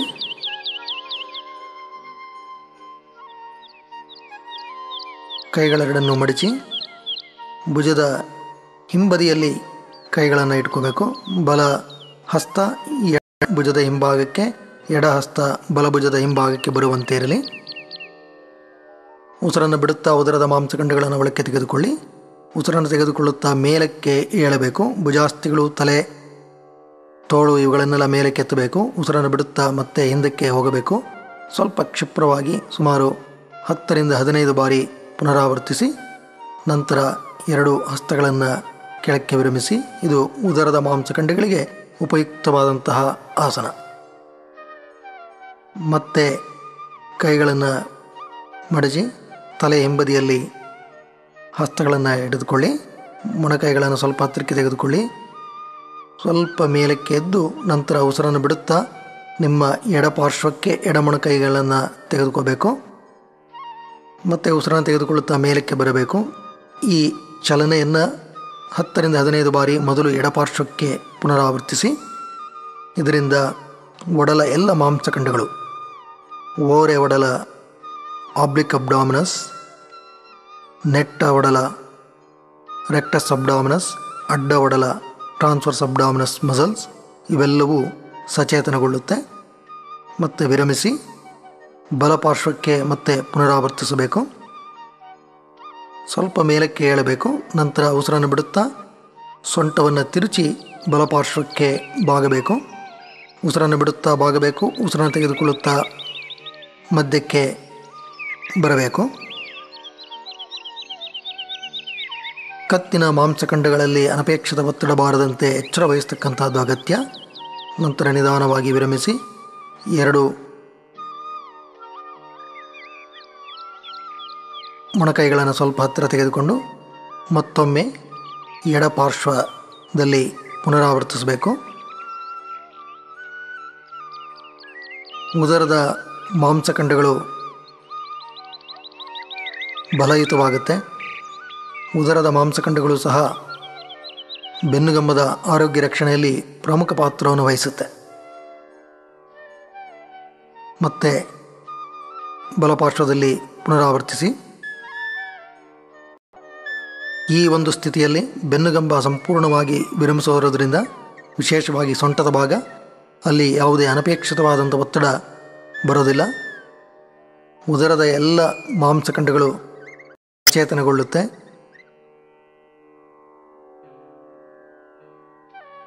ಈ ಕ್ರಿಯೆಯನ್ನು ಎಡ ಮತ್ತು ಬಲಪಾರ್ಶ್ವದಲ್ಲಿ ಕನಿಷ್ಠ ಪಕ್ಷ 10ರಿಂದ 15 ಬಾರಿ ಪುನರಾವರ್ತಿಸಬೇಕು.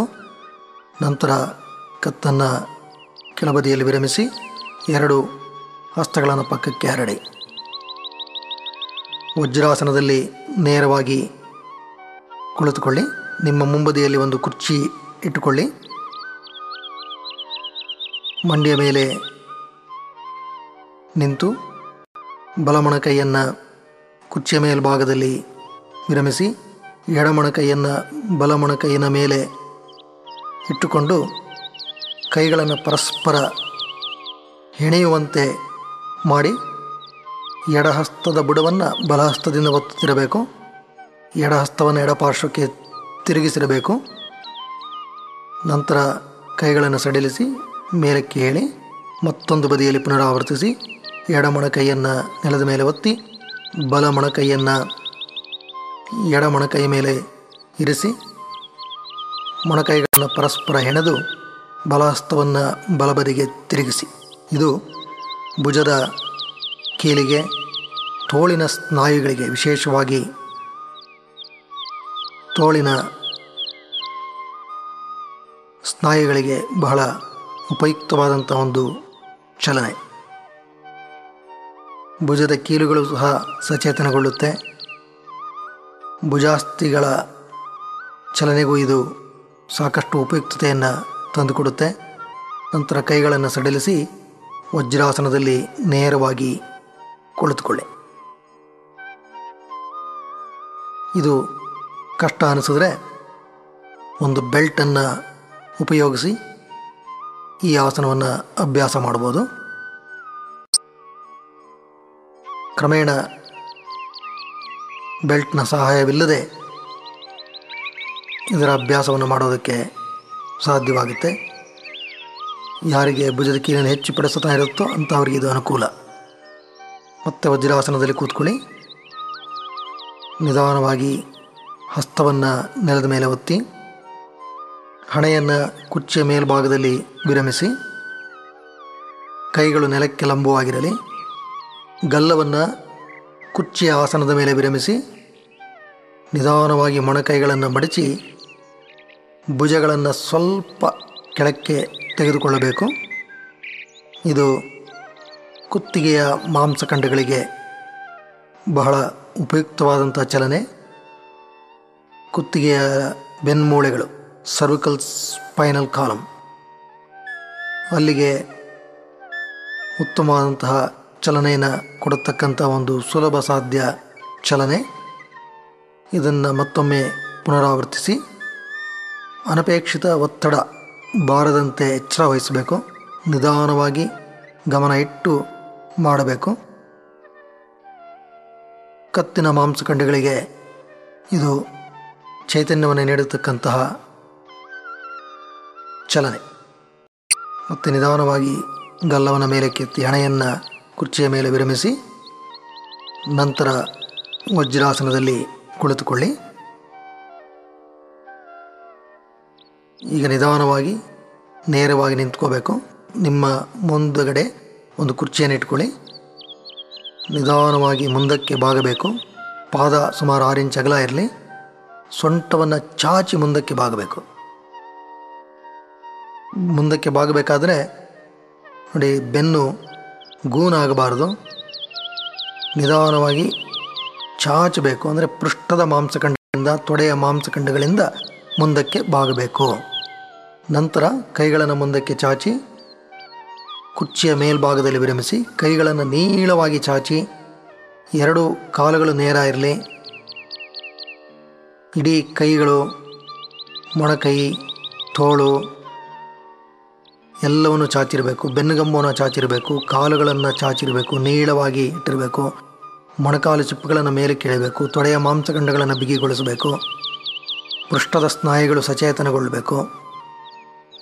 ಎದೆ ಮಧ್ಯಭಾಗವನ್ನು ಮೇಲೆ ಕೆತ್ತಬೇಕು. ಇಡೀ ಬೆನ್ನುಗಂಬವನ್ನು ಮುಂದಕ್ಕೆ ಚಾಚಿರಬೇಕು.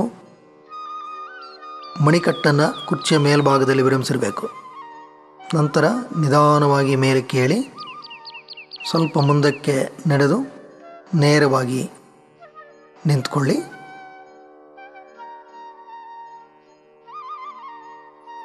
ಮತ್ತು ಕುರ್ಚಿಯ ಮೇಲ್ಭಾಗದ ಮೇಲೆ ಕೈಯನ್ನು ವಿರಮಿಸಿ ನಿಧಾನವಾಗಿ 2 ಕಾಲುಗಳನ್ನು ಹಿಂದಕ್ಕೆ ತೆಗೆದುಕೊಳ್ಳಿ. ಬೆನ್ನುಗಂಬವನ್ನು ಚಾಚಬೇಕು. ಇದು ಬೆನ್ನುಗಂಬದ ಮುಂಬಾಗುವಿಕೆಗೆ ಬಹಳ ಉಪಯುಕ್ತವಾದಂತಹದ್ದು. ಈಗ ನಿಧಾನವಾಗಿ ಬಲಗಾಲನ್ನು ಮುಂದಕ್ಕೆ ಚಾಚಿ ಬಲಗಾಲು ನೇರ ಇರಲಿ. ನಿಧಾನವಾಗಿ ಮುಂದಕ್ಕೆ ಬಾಗಿ ಹಣೆಯ ಭಾಗವನ್ನು ಕುರ್ಚಿಯ ಮೇಲ್ಭಾಗದಲ್ಲಿ ವಿರಮಿಸಿ 2 ಕಾಲುಗಳು ನೇರ ಇರಲಿ. 2 ಪಾದದ ಮೇಲೆ ಒತ್ತಡ ಸಮನಾಗಿರಬೇಕು. ಬಲಗಾಲಿನ ತೊಡೆಯ ಮೂಲ ಭಾಗವನ್ನು ಕೆಳಕ್ಕೆ ಒತ್ತಿ ನಿಧಾನವಾಗಿ ಮೇಲಕ್ಕೆ ಏಳಿ ಬಲಗಾಲನ್ನು ಹಿಂದಕ್ಕೆ ತೆಗೆದುಕೊಳ್ಳಿ. ಈಗ ಎಡಗಾಲನ್ನು ಮುಂದಕ್ಕೆ ತೆಗೆದುಕೊಂಡು 2 ಕಾಲುಗಳನ್ನು ನೇರವಾಗಿಟ್ಟುಕೊಂಡು ಮುಂದಕ್ಕೆ ಬಾಗಬೇಕು. ಇಡೀ ಬೆನ್ನುಗಂಬವನ್ನು ನೀಳವಾಗಿ ಚಾಚಬೇಕು. ಮುಂಬಾಗುವಿಕೆ ಪೃಷ್ಠದ ಕೀಲಿನಿಂದ ಬರುವಂತೆ ಇರಲಿ. ಕಾಲುಗಳೆರಡನ್ನು ನೇರ ಮಾಡಿ. ಇದು ಬೆನ್ನುಗಂಬಕ್ಕೆ ಚೈತನ್ಯವನ್ನು ನೀಡತಕ್ಕಂಥ ಒಂದು ಆಸನ. ನಂತರ ಎಡಗಾಲನ್ನು ಹಿಂದಕ್ಕೆ ತೆಗೆದುಕೊಂಡು ಸೊಂಟವನ್ನು, ಕೈಯನ್ನು ಚಾಚಿ ಕಾಲನ್ನು ಸದೃಢಗೊಳಿಸಿ ಈಗ ನಿಧಾನವಾಗಿ ಮೇಲಕ್ಕೆ ಏಳಿ ಸ್ವಲ್ಪ ಮುಂದೆ ಹೋಗಿ ನಂತರ ನೇರವಾಗಿ ನಿಂತ್ಕೊಳ್ಳಿ. ಮತ್ತೆ ನೇರವಾಗಿ ನಿಂತ್ಕೊಂಡು ನಿಮ್ಮ ಮುಂದುಗಡೆ ಒಂದು ಕುರ್ಚಿ ಇರಲಿ. ಪಾದಗಳೆರಡು ಸಮಾನಾಂತರವಾಗಿರಲಿ. ಬಲಗಾಲನ್ನು ನಿಧಾನವಾಗಿ ಕುರ್ಚಿಯ ಮೇಲ್ಭಾಗದಲ್ಲಿ ವಿರಮಿಸಿ ಮೊಣಕಾಲು ಕೀಲನ್ನು ಮೇಲೆ ಕೆಳೆಯಿರಿ. ಎದೆ ಮಧ್ಯಭಾಗವನ್ನು ಮೇಲೆ ಕೆತ್ತಿ ಉದರದ ಮಾಂಸಖಂಡಗಳನ್ನು ಮೇಲೆ ಕೆಳೆಯುತ್ತಾ ಮುಂದಕ್ಕೆ ಬಾಗಿ ಕುರ್ಚಿಯ ಮೇಲ್ಭಾಗವನ್ನು ಎರಡು ಹಸ್ತಗಳಿಂದ ಹಿಡಿದುಕೊಳ್ಳಿ. ಹಿಮ್ಮಡಿಯನ್ನು ಚಾಚಬೇಕು. ಇದು ತೊಡೆಯ ಹಿಂಬದಿಯ ಮಾಂಸಖಂಡಗಳು ಹ್ಯಾಮ್ಸ್ಟ್ರಿಂಗ್ ಮಸಲ್ಸ್ಗೆ ಉಪಯುಕ್ತವಾದಂತಹ ಚಾಚುವಿಕೆಯನ್ನು ತಂದುಕೊಡುತ್ತೆ. ವಿಶೇಷವಾಗಿ ಯಾವ ಕಾಲಿನ ಮೇಲೆ ಕೆಟ್ಟಿರ್ತೀವೋ ಆ ಕಾಲಿನ ತೊಡೆಯ ಭಾಗದಲ್ಲಿ ನಾವು ಚಾಚುವಿಕೆಯನ್ನು ಕಾಣ್ಬೋದು. ಬಲಗಾಲನ ಕೆಳಕ್ಕೆ ತೆಗೆದುಕೊಳ್ಳಿ. ಎಡಬದಿಯಲ್ಲಿ ಪುನರಾವರ್ತಿಸಿ. ಇಲ್ಲಿ ಹಿಮ್ಮಡಿಯನ್ನು ಚಾಚಬೇಕು. ಮೊಣಕಾಲು ಕೀಲನ್ನು ಎಳಿಬೇಕು. ಎದೆ ಮಧ್ಯಭಾಗವನ್ನು ಮೇಲೆ ಕೆತ್ತುತ್ತಾ ಇರಬೇಕು. ಬೋಗುಣಿಯ ಪ್ರದೇಶ ಪೆಲ್ವಿಕ್ ರಿಮ್ ಅದು ತಿರುಗದಂತೆ ಎಚ್ಚರ ವಹಿಸಬೇಕು. ಅದರ ಸಮತೋಲನವನ್ನು ಕಾಯ್ದುಕೊಂಡು ಮುಂದಕ್ಕೆ ಬಾಗುವುದನ್ನು ಕಲಿತ್ಕೋಬೇಕು. ಇದು ತೊಡೆಯ ಹಿಂಬದಿಯ ಮಾಂಸಖಂಡಗಳು, ಹ್ಯಾಮ್ಸ್ಟ್ರಿಂಗ್ ಮಸಲ್ಸ್, ಕಾಲ್ಖಂಡ, ಗ್ಯಾಸ್ಟ್ರೋನಮಸ್ ಮಸಲ್ಸ್ ಇವುಗಳಿಗೆ ಭಾಳ ಉಪಯುಕ್ತ. ನಂತರ ಎಡಗಾಲನ್ನು ಕೆಳಕ್ಕೆ ತೆಗೆದುಕೊಂಡು ನೇರವಾಗಿ ನಿಂತ್ಕೊಳ್ಳಿ. ಈಗ ಕುರ್ಚಿಯ ಮೇಲ್ಭಾಗದಲ್ಲಿ ಕೂತ್ಕೊಳ್ಳಿ. ನಿಮ್ಮ ಬಲ ಪಾರ್ಶ್ವಕ್ಕೆ ತಿರುಗಿ ಎರಡೂ ಪಾದವನ್ನು ನೆಲದ ಮೇಲೆ ವಿರಮಿಸಿ ಕುರ್ಚಿಯ ಮೇಲ್ಭಾಗವನ್ನು ಎರಡು ಹಸ್ತಗಳಿಂದ ಹಿಡಿದುಕೊಳ್ಳಿ. ಉಸಿರನ್ನು ಬಿಡುತ್ತಾ ನಿಧಾನವಾಗಿ ಸೊಂಟವನ್ನು ತಿರುಗಿಸಿ ಅಲ್ಲಿ ದೀರ್ಘ ಉಚ್ಛ್ವಾಸ ನಿಶ್ವಾಸದೊಂದಿಗೆ ವಿರಮಿಸಬೇಕು. ನೇರವಾಗಿ ಕೂತಿರಬೇಕು. ಮತ್ತು ಉಸಿರನ್ನು ತೆಗೆದುಕೊಳ್ಳುತ್ತಾ ಮುಂಚಿನ ಸ್ಥಿತಿಗೆ ಬನ್ನಿ. ಮತ್ತೊಂದು ಪಾರ್ಶ್ವದಲ್ಲಿ ಈ ತಿರುಚುವಿಕೆಯನ್ನು ಪುನರಾವರ್ತಿಸಬೇಕು. ಕುರ್ಚಿಯ ಮೇಲ್ಭಾಗವನ್ನು ಎರಡು ಹಸ್ತಗಳಿಂದ ಹಿಡಿದುಕೊಳ್ಳಿ. ಎದೆ ಮಧ್ಯಭಾಗವನ್ನು ಮೇಲೆ ಕೆತ್ತಿ ಸೊಂಟವನ್ನು ಮೇಲಕ್ಕೆ ನೀಳವಾಗಿ ಚಾಚಿ ಉಸಿರನ್ನು ಬಿಡುತ್ತಾ ಸೊಂಟವನ್ನು ತಿರುಚಿ ದೀರ್ಘ ಉಚ್ಛ್ವಾಸ ನಿಶ್ವಾಸದೊಂದಿಗೆ ಈ ಆಸನದಲ್ಲಿ ವಿರಮಿಸಬೇಕು. ಇದು ಸೊಂಟದ ಮೂಲಭಾಗದ ಪೆಡಸುತನವನ್ನು ನೀಗುವುದಕ್ಕೆ ಉಪಯುಕ್ತ. ಉದರದ ಮಾಂಸಖಂಡಗಳಿಗೆ ಅಂಗಾಂಗಗಳಿಗೆ ಬಹಳ ಸಹಾಯಕಾರಿ. ಮತ್ತೆ ಉಸಿರನ್ನು ತೆಗೆದುಕೊಳ್ಳುತ್ತಾ ಮುಂಚಿನ ಸ್ಥಿತಿಗೆ ಬನ್ನಿ. ನೇರವಾಗಿ ಕುಳಿತುಕೊಳ್ಳಿ. ಮತ್ತೊಮ್ಮೆ ಈ ಆಸನವನ್ನು ಪುನರಾವರ್ತಿಸಿ ಬಲಪಾರ್ಶ್ವಕ್ಕೆ ತಿರುಗಿ ಉಸಿರನ್ನು ತೆಗೆದುಕೊಳ್ಳುತ್ತಾ ಇಡೀ ಬೆನ್ನುಗಂಬವನ್ನು ನೀಳವಾಗಿ ಚಾಚಬೇಕು. ಉಸಿರನ್ನು ಬಿಡುತ್ತಾ ತಿರುಚಿ ಭುಜದ ಚಲನೆಯನ್ನು ಗಮನಿಸಿ. ಎರಡೂ ಭುಜಗಳು ಒಂದೇ ಎತ್ತರದಲ್ಲಿರಬೇಕು. ಮತ್ತೆ ಉಸಿರನ್ನು ತೆಗೆದುಕೊಳ್ಳುತ್ತಾ ಮುಂಚಿನ ಸ್ಥಿತಿಗೆ ಬಂದು ಮತ್ತೊಂದು ಪಾರ್ಶ್ವದಲ್ಲಿ ಪುನರಾವರ್ತಿಸಿ. ಈ ಆಸನದಲ್ಲಿ ದೀರ್ಘ ಉಚ್ಛ್ವಾಸ ನಿಶ್ವಾಸದೊಂದಿಗೆ ವಿರಮಿಸುವುದರಿಂದ ಉದರದ ಮಾಂಸಖಂಡಗಳಿಗೆ ಅಲ್ಲಿರ್ತಕ್ಕಂಥ ಅಂಗಾಂಗಗಳಿಗೆ ಉತ್ತಮವಾದಂಥ ಚಲನೆ ಲಭ್ಯವಾಗುತ್ತೆ. ಉತ್ತಮವಾದಂಥ ಚಾಚುವಿಕೆ, ತಿರುಚುವಿಕೆ ಮತ್ತು ಆಂತರಿಕ ನೀವುವಿಕೆ ಉಸಿರಾಟದ ಕ್ರಮದಿಂದ ಉಂಟಾಗಿ ಆ ಎಲ್ಲ ಅಂಗಾಂಗಗಳು ಸಚೇತನಗೊಳ್ಳುತ್ತೆ. ಇದು ಕುತ್ತಿಗೆಯ ಮಾಂಸಖಂಡಗಳಿಗೂ ಭುಜಾಸ್ಥಿಗಳಿಗೂ ಎದೆಯ ಮಾಂಸಖಂಡಗಳಿಗೂ ಸಹ ಸಹಕಾರಿ. ಉಸಿರನ್ನು ತೆಗೆದುಕೊಳ್ಳುತ್ತಾ ಮುಂಚಿನ ಸ್ಥಿತಿಗೆ ಬನ್ನಿ. ನೇರವಾಗಿ ಕುಳಿತುಕೊಳ್ಳಿ. ಈಗ ನೇರವಾಗಿ ನಿಂತುಕೊಳ್ಳಿ. ಎರಡು ದಿಂಬನ್ನು ಕುರ್ಚಿ ಮೇಲ್ಭಾಗದಲ್ಲಿ ವಿರಮಿಸಿ ಮೊದಲಿಗೆ ಬಲಗಾಲನ್ನು ಮಡಚಿ ಎಡತೊಡೆಯ ಮೇಲ್ಭಾಗದಲ್ಲಿ ಇಟ್ಟುಕೊಳ್ಳಿ. ಎರಡು ಹಸ್ತವನ್ನು ಕುರ್ಚಿ ಮೇಲ್ಭಾಗದಲ್ಲಿ ಒತ್ತಿ ನಿಧಾನವಾಗಿ ಎಡಮಂಡಿಯನ್ನು ಮಡಚಿ ಪೃಷ್ಠವನ್ನು ಕೆಳಕ್ಕೆ ತೆಗೆದುಕೋಬೇಕು. ಇದು ವಿಶೇಷವಾಗಿ ಪೇರುತೆರ ಸ್ನಾಯು ಪೈರಿಫಾರ್ಮಿಸ್ ಮಸಲ್ ಪೃಷ್ಠದ ಒಳಗಣ ಇರತಕ್ಕಂಥ ಮಾಂಸಖಂಡಕ್ಕೆ ಉಪಯುಕ್ತ ಚಲನೆಯನ್ನು ನೀಡುತ್ತೆ.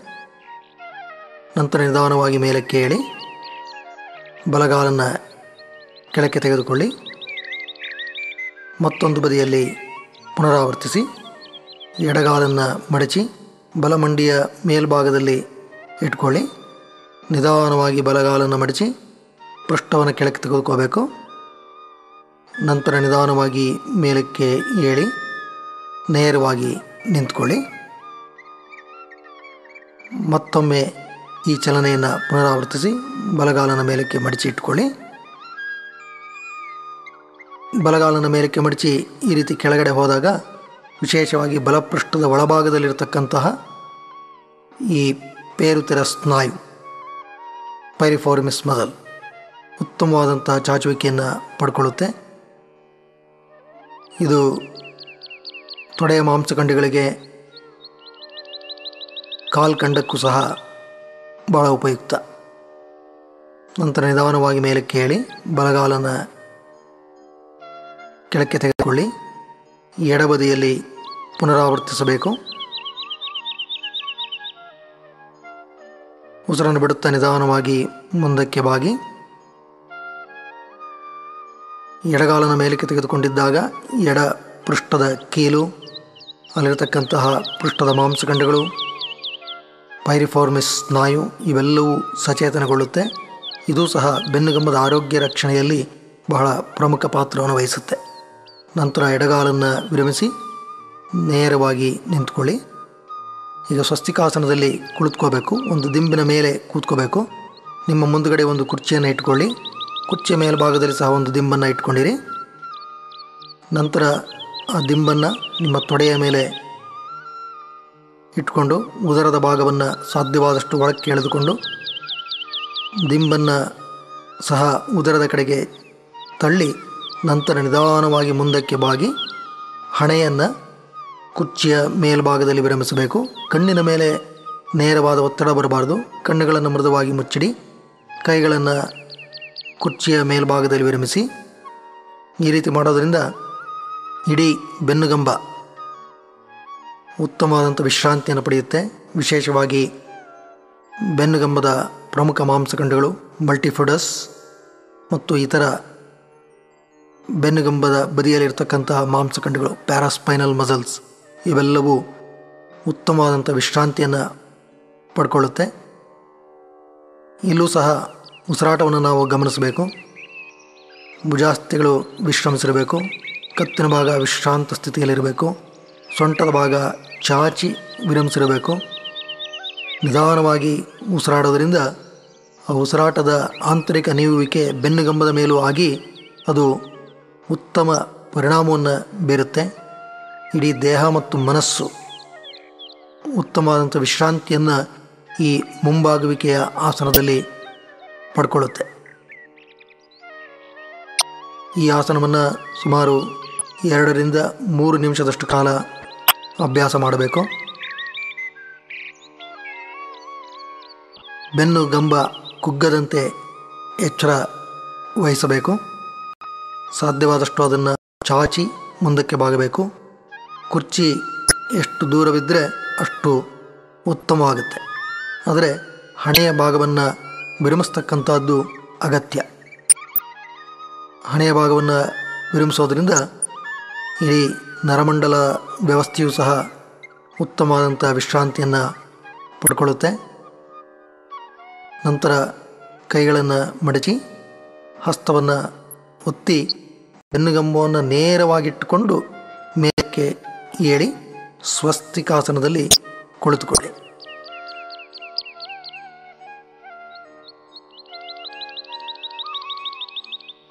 ಈಗ ಮತ್ತೆ ಸ್ವಸ್ತಿಕಾಸನದಲ್ಲಿ ಒಂದು ಗುಂಡನೆಯ ದಿಂಬಿನ ಮೇಲೆ ಕೂತ್ಕೊಂಡಿರಿ.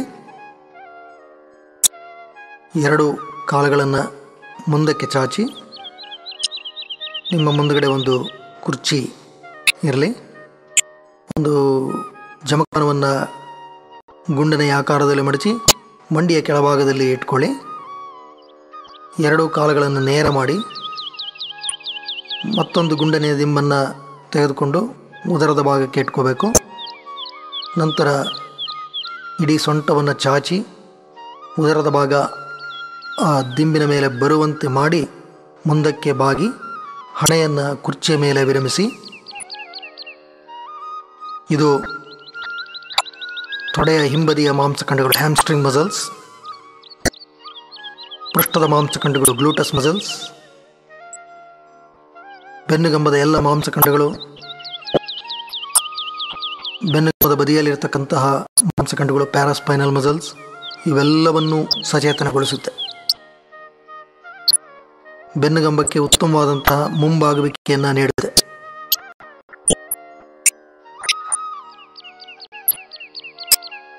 ಎಲೆಯ ಮಾಂಸಖಂಡಗಳು